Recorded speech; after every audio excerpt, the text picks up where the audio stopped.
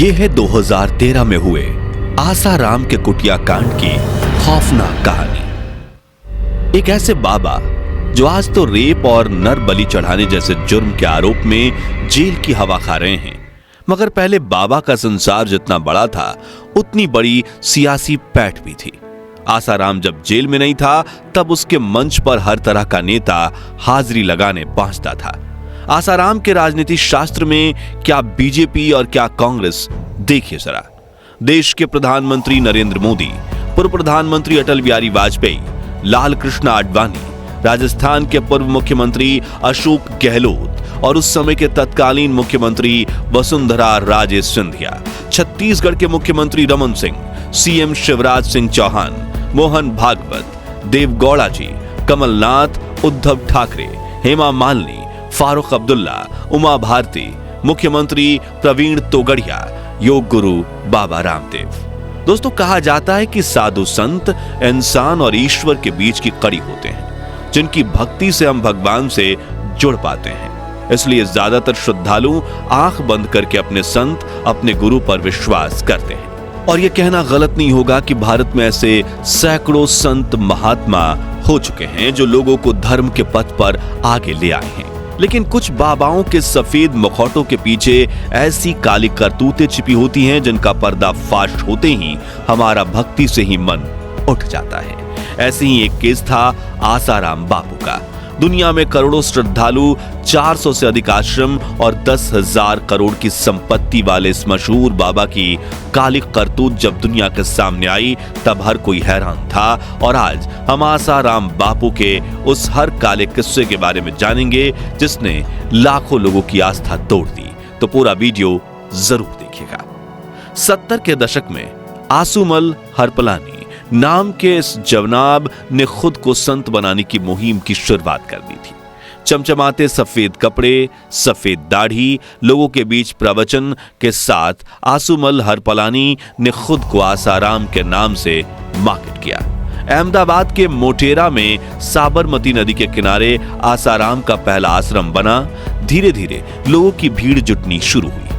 पहले नए नवेले गुरु के शिष्य बने आसाराम के गरीब और पिछड़ी जाति के लोग, जिनके प्रवचन के बाद प्रसाद के रूप में खाना बांटा जाता था, जिससे आसाराम के भक्तों की संख्या और बढ़ने लगी। कुछ साल में ही गुजरात में आसाराम के आश्रम का नेटवर्क काफी ज्यादा फैलने लगा। गुजरात में आसाराम के लोगों के बीच पैठ बनने लगी। आश्रम में चढ़ावे के रूप में अच्छा पैसा आने लगा, जिससे आसाराम के आश्रम के नेटवर्क का फैलाव हुआ। सन 2000 आते आते आसाराम एक ट्रस्ट बन चुका था, जिसके देश भर में 400 से भी ज्यादा आश्रम खुल चुके थे, जहां उनके सेवक विभिन्न चीजें बेचने का व्यापार करते थे। और 2016 में आसाराम बापू के ट्रस्ट की कमाई 10,000 करोड़ रुपए आकी गई थी। आसाराम के आश्रम में बच्चों को पढ़ाने का गुरुकुल भी था, जो आगे चलकर उनके कच्चे चिट्ठे खोलने वाला था, जिसकी शुरुआत हुई साल 2008 से, जब आसाराम के आश्रम से जुड़ी एक ऐसी खबर सामने आई जिसने पूरे देश को हिलाकर रख दिया। दरअसल उस साल आसाराम के गुरुकुल में पढ़ने वाले 2 बच्चों की बॉडी साबरमती नदी में बरामद की गई।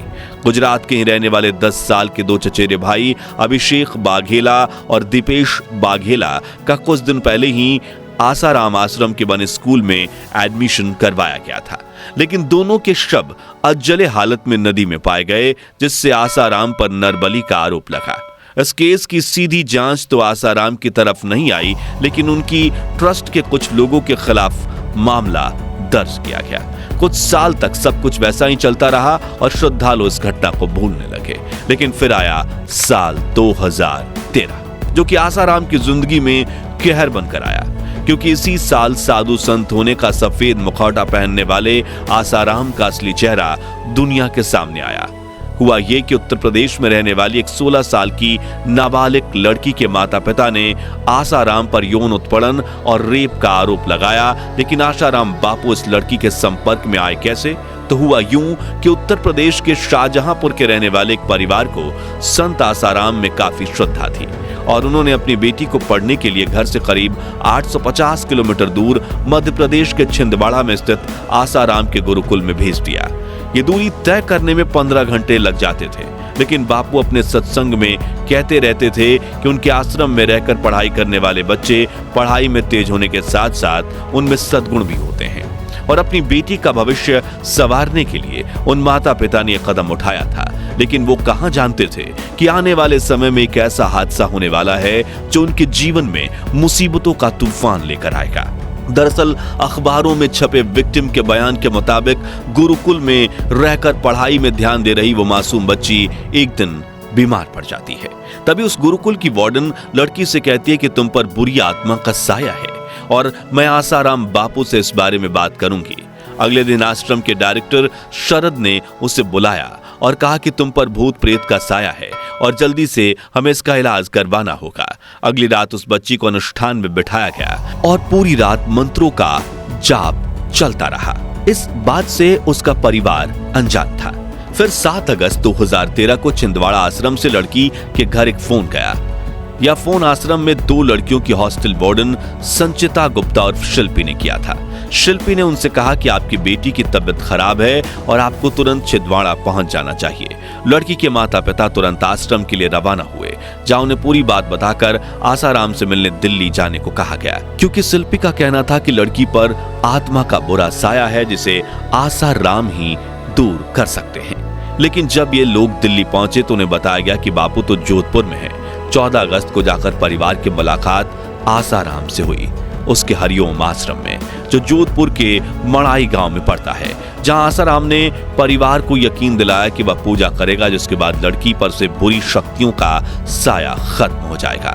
15 अगस्त की रात सत्संग करने के बाद आसाराम ने लड़की और उसके परिवार को अपनी कुटिया के पास बुलाया, कुछ मंत्र पढ़ने को कहा, साथ ही अपने सेवक को कहा कि एक दूध की गिलास लेकर आओ। कुछ देर बाद आसाराम अपनी कुटिया में चला गया और उसके सेवक ने लड़की के माता पिता को भी वहां जाने के लिए कहा, क्योंकि आसाराम ने आगे की पूजा लड़की के साथ अकेले कुटिया में करने की बात कही।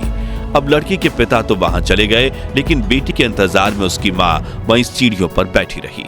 अपने बयान में आगे उस लड़की ने बताया कि जब कुटिया में गई तो वहां लाइटें बंद थीं, बस खिड़की से थोड़ी रोशनी आ रही थी। तभी बापू ने मुझे दूध पीने को कहा, फिर धीरे धीरे से उसके साथ बदसलूकी करना शुरू किया, और जब मैंने विरोध किया तो बापू ने मेरे माँ बाप को जान से मारने की धमकी दी। खैर, करीब 1 घंटे बाद लड़की कुटिया से बाहर निकली। तभी उसके चेहरे पर डर और परेशानी का भाव देखकर उसकी माँ ने पूछा, क्या हुआ? तभी लड़की ने रोते हुए बोला कि मुझे घर जाना है। बेटी को घबराया हुआ देख पूरा परिवार शाहजहांपुर के लिए निकल गया, जहां अगली सुबह को लड़की ने हिम्मत करके पूरी घटना अपने माँ बाप को बता दी, जो सुनकर उनके पैरों तले जमीन खिसक गई, क्योंकि वो जिसे भगवान समझकर उनकी पूजा कर रहे थे, उसी ने उनकी बेटी के साथ इतनी ओछी हरकत की थी। खैर, बेटी की बातें सुनकर परिवार ने दिल्ली जाकर पुलिस स्टेशन में कंप्लेंट दर्ज करवाने का निर्णय लिया, लेकिन वहां की पुलिस ऑफिसर्स ने उनका केस जोधपुर पुलिस को ट्रांसफर किया, क्योंकि लड़की के साथ ये घिनौनी हरकत जोधपुर के मड़ई गांव स्थित आसाराम के आश्रम में हुई थी। और लड़की के बयान पर पुलिस ने 21 अगस्त के दिन आसाराम के खिलाफ आईपीसी की धारा 342, 376 और 506 के साथ जुवेनाइल जस्टिस एक्ट और पोस्को की धारा लगाकर केस दर्ज किया। आसाराम के अलावा छिंदवाड़ा आश्रम की गर्ल्स हॉस्टल की वार्डन शिल्पी और आसाराम के सहयोगी शरद प्रकाश और शिवा को भी साजिश में शामिल माना गया था। क्योंकि केस एक लड़की का था, इसलिए पुलिस ने भी पूरी सेंसिटिविटी के साथ इन्वेस्टिगेशन की शुरुआत की, जिसके लिए लेडी पुलिस ऑफिसर चंचल मिश्रा को केस की लीड इन्वेस्टिगेटिंग ऑफिसर बनाया गया, जिन्होंने सबसे पहले लड़की का बयान लिया और फिर उसका मेडिकल टेस्ट करवाया, जिसमें साफ हो गया कि लड़की के साथ रेप हुआ है। अब बारी थी आसाराम से पूछताछ करने की, मगर इन्वेस्टिगेशन रिपोर्ट के मुताबिक आसाराम बार बार अपनी लोकेशन बदल रहा था। उसे पूजने वाले श्रद्धालुओं की टोली हर तरफ आसाराम की बेगुनाही के नारे लगा रही थी। लेकिन 31 अगस्त के दिन अचानक से जोधपुर पुलिस को खबर मिलती है कि आसाराम इंदौर में है, जहां अपने सत्संग में वो सामने मौजूद 4000 से भी ज्यादा श्रद्धालुओं को खुद की रक्षा करने के लिए भड़का रहा था। हुआ भी ऐसा ही। आसाराम के श्रद्धालु आश्रम के गेट पर लेट गए। पुलिस ने लाठी चार्ज किया, लेकिन वो टस से मस नहीं हो रहे थे। ऐसे में पुलिस ने भी फिल्मी अंदाज में पीछे से आश्रम की दीवार तोड़ दी और आसाराम को लेकर सीधा जोधपुर पहुंचे। पुलिस ने जब आसाराम का मेडिकल टेस्ट करवाया तो रिजल्ट उसके बेकसूरी के झूठे बयानों के खिलाफ थे, जब जोधपुर अदालत में आसाराम के खिलाफ केस चलता रहा, जहां आसाराम की तरफ से राम जेठमलानी, सुब्रमण्यम स्वामी, मुकुल रहतोगी, केटीएस तुलसी और सिद्धार्थ लूथरा जैसे बड़े बड़े वकील केस लड़ रहे थे, क्योंकि आसाराम के साम्राज्य में पैसों की कोई कमी नहीं थी। वहीं दूसरी तरफ लड़की के पिता ने इस केस में अपनी पूरी जमा पूंजी लगा दी और पुलिस ने भी उनका काफी सपोर्ट किया। अगले 4 साल और 7 महीने में जोधपुर कोर्ट में करीब 450 बार आसाराम की पेशी हुई, जिसमें हर बार जेल से लेकर कोर्ट तक के रास्ते में आसाराम के समर्थकों की भीड़ उमड़ पड़ती और आसाराम उन्हें देखकर बेकसूर होने का नाटक रचते रहे। जैसे कि एक बार वो जेल से निकलते हुए तालियां बजाकर भजन गा रहे थे। मुसीबत फिर न टिकने पाए है जोगी रे। वहीं पर एक बार उन्होंने सोनिया गांधी और राहुल गांधी पर निशाना साधते हुए एक बयान भी दिया था। परिवार को नहीं, मेरे भक्तों को, सारे भक्तों को प्रताड़ना है। अब और क्या आपको बताऊं, मैं किसी पार्टी का विरोध नहीं करना चाहता हूं, लेकिन मेरे को लोग बताते हैं कि मैडम के इशारे से उनके सुपुत्र के ये सब हो रहा है। मैं क्या, ठीक है भाई, करने दो जो भी करते हैं। अगले 4.5 सालों से धर्मांतरण वालों को इनका ही सपोर्ट है, ऐसा लोग बताते हैं, लेकिन मैं तो चाहूंगा भगवान सबका मंगल करे। इस घटना के बाद और समय मांगेंगे जैसे कहा? अब समय मैं नहीं मांगूंगा, मैं तो तैयार हूं। मैंने तो पहले कहा था मैं जेल जाऊंगा, तो वहां भी वैंकुट है मेरे लिए। फिर जब ये साजिशें मैंने सुनी तो मैंने सोचा ये साजिश के तहत भेजेंगे और कुछ खिलाने पिलाने में ब्रेन ऐसा वैसा कर देंगे तो मैं अन्न जल छोड़ दूंगा, ऐसा मैंने अपना मन बना के रखा। इसी दौरान जेल के बाहर कई गवाहों पर भी हमले शुरू हो गए, कई गवाहों का कत्ल कर दिया गया। आपको बता दें कि आसाराम केस की जांच कर रही ऑफिसर चंचल मिश्रा और उनके सुपीरियर आईपीएस अजय पाल लांबा को जांच के दौरान काफी धमकाया गया था। यहां तक कि आज तक अजय पाल लांबा को 2000 धमकियों की चिट्ठियां मिली और उन्हें पैसे से खरीदने की कोशिश भी की गई, लेकिन जोधपुर पुलिस की टीम विक्टिम के साथ मजबूती से खड़ी रही। कई सालों तक जोधपुर विशेष अदालत में मामला चलता रहा। टेलीविजन, अखबार, मैगजीन, हर जगह आसाराम का केस सुर्खियों में बना रहा।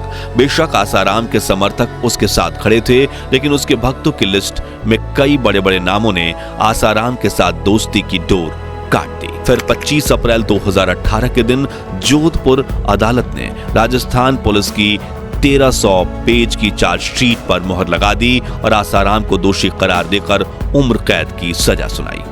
फिलहाल अभी आसाराम जोधपुर जेल में बंद है। ये वही जेल है जहां सलमान ने अपने जेल के कुछ दिनों को गुजारा था और आसाराम के साथ इसी जेल में रहे भी थे। इस मुलाकात को लेकर आसाराम ने कहा था कि मैं सलमान को सिगरेट छोड़ने के लिए कह रहा था। सलमान को जमानत मिल गई बाबू, इस पे क्या कहोगे? सलमान को जमानत मिल गई है, इस पे क्या कहोगे? अच्छा, आपके साथ रहे सलमान, आपसे कुछ न कुछ सीखा है उन्होंने। कोई भी बाहर जाता है तो अच्छी बात है। बाबू, आपने क्या उपदेश दिया सलमान को, क्या शिक्षाएं दी, ऐसा नहीं करना चाहिए? वो मेरी बात मान गए, सिगरेट छोड़ेंगे, कॉफी ज्यादा पीते वो भी छोड़ेंगे।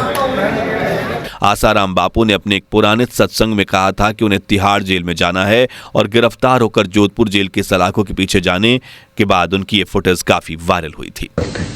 मेरे को तिहाड़ जेल में जाने का भी संकल्प हो रहा है, सच बोलता हूँ। अब क्या पता किस निमित्त से जाऊंगा, ऐसे ही जाऊं, नहीं तो महीना 2 महीना सरकार ऐसा कोई योजना कर देवे मेरे को रहने दे तिहाड़ जेल में, सारा जेल बदल दूं, नहीं जाऊं। आसाराम बापू हमेशा आक्रामक अंदाज में रहते हैं और जेल में रहते हुए एक बार वो अपने समर्थकों पर भी बरस पड़े थे। क्या हाथ पैर चलाना है, ऐसा कैसा बकवास करते हैं, कोई जरूरी नहीं है, इधर भीड़ इकट्ठी करने की जरूरत नहीं। वहीं एक बार आसाराम पत्रकारों को देख रोने लगे थे, जो उनके दिमाग की भीषण उथल पुथल को दर्शाता है। आंखों में आंसू क्यों आए? भाव होता है ना, आखिर मनुष्य का दिल है, पत्थर तो नहीं ना बेटे। ईश्वर के लिए भी रोए थे, तो ईश्वर के प्यारों के प्रेम में भी तो आंखें बह जाते ना। आंसू दुख के नहीं है, भाव के। पैसों को पानी की तरह बहाने के बावजूद कोर्ट का हर सैंक्शन आसाराम के खिलाफ जा रहा था। ऐसा इसलिए क्योंकि पुलिस के पास पूरे पक्के सबूत थे। इस बीच आसाराम के जीवन में भूचाल तो तब आया जब सूरत की 2 बहनों ने भी 2016 में आसाराम और उनके बेटे नारायण साईं के खिलाफ यौन उत्पीड़न का केस दर्ज किया। बड़ी बहन ने बताया कि साल 1997 से साल 2006 तक अहमदाबाद के मोटेरा आश्रम में आसाराम बापू लगातार उसके साथ बदसलूकी करते रहे और 2002 से 2005 के बीच आसाराम के बेटे नारायण साईं ने उसकी छोटी बहन की इज्जत लूटी। साथ ही दोनों बहनों ने आसाराम की बीवी और बेटी समेत 5 लोगों के खिलाफ शिकायत दर्ज की, जिसमें नारायण साईं को 2019 में सूरत में आजीवन कारावास की सजा सुनाई गई, जबकि आसाराम को 31 जनवरी 2023 के दिन गांधीनगर सेशन कोर्ट में दोषी पाया गया और उम्र कैद की सजा सुनाई गई। फिलहाल 83 साल के आसाराम बापू जोधपुर जेल में अपना बचा हुआ जीवन गुजार रहे हैं। आज सूरत की कोर्ट में नारायण साईं को उम्र कैद की सज़ा सुनाई गई है। न्यायालय के इस फैसले से उन सभी को इंसाफ मिला है जो किसी न किसी रूप में नारायण और उनके पिता द्वारा प्रताड़ित किए गए हैं। इन्होंने हमेशा धर्म के नाम पर अपनी गलत इच्छाओं की पूर्ति की है, अपनी स्वार्थ पूर्ति की है, धर्म की आड़ में अपने कुकृत्यों को छिपाया है। इन्होंने जो महिलाएं इन्हें अपना गुरु और पिता के समान मानती थी, उनके साथ इन्होंने विश्वासघात किया है, उनके साथ गलत काम किया है और उनकी अस्मिता का अपमान किया है, जो कि बहुत बड़ा पाप है। आज के इस फैसले से उन सभी को बहुत बड़ी सीख मिलेगी जो धर्म के नाम पर महिलाओं के साथ कुकृत्य करते हैं। तो दोस्तों, आसाराम बापू से जुड़े इस पूरे घटनाक्रम पर आपकी राय क्या है? कमेंट्स में जरूर बताइए और सबूतों के आधार पर सच को सामने रखने वाली ये वीडियो पसंद आई हो तो लाइक और शेयर करके हमें सपोर्ट कीजिए और भविष्य में ऐसी ही रोंगटे खड़े कर देने वाली अनसुनी अनकही कहानियों को जानते रहने के लिए इस चैनल को सब्सक्राइब करके पास वाली घंटी जरूर बजा दीजिए। धन्यवाद।